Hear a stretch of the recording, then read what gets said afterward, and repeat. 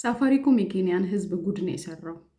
ምንድን ያደረገው? ዳታቸውን ሰበሰበና ያሉበትን ቦታ ገለጸና ከዛም በኋላ ወጣቶች እንዲታሰሩ አደረገ። ይሄም ደግሞ በቅርብ በአልጀዚራ በወጣው ዶክመንተሪ ላይ ታያላችሁ።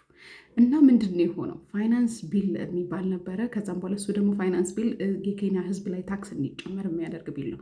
ከዛን ወጣቱ ጄንዚ ኮሚኒኬት አደረገና ሰልፍ እንውጣ ተባለ። በጣም ፕሮቴስት እየተደረገ ነበረ። ይሄንን ዜና ሰምታችኋል ብዬ አስባለሁ።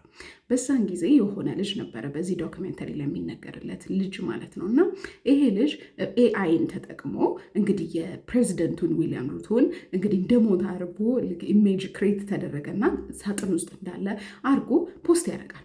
ልጁ ሳያቅ ቦታው ያለበት ኢንፎርሜሽኑ እንዳለ ስሙ ምናምን እንዳለ ሳፋሪኮም ይለቀዋል። ከዛን ልጁ ይታሰራል። ልጁ ደግሞ በምንድን ነው የሚታሰበው? በቃ በሳይበር ሴኪሪቲ በሳይበር ተጠቅሞ እንደዚህ መንግስት ላይ ቴሮራይዝ በማድረግ ምናምን ቴሮሪዝም ምናምን ተብሎ ልጁ ይታሰራል ማለት ነው።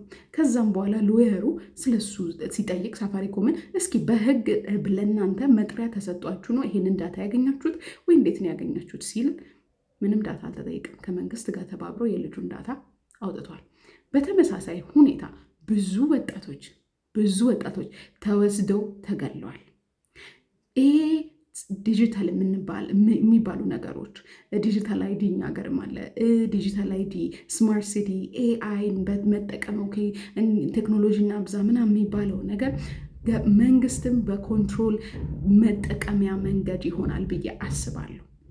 ይሄ ደግሞ ፕራይቬሲያችን በጣም ነው የሚያጋልጠው እና ዲሞክራሲ ይጠፋል። ሰው የተሰማውን ነገር ሲያወራ ዝም ብሎ ኦኬ አሸባሪ ነው ተብሎ እንዲታሰር ከሆነ ምን ማለት ነው? ዲሞክራሲ ያጠፋን ማለት ነው።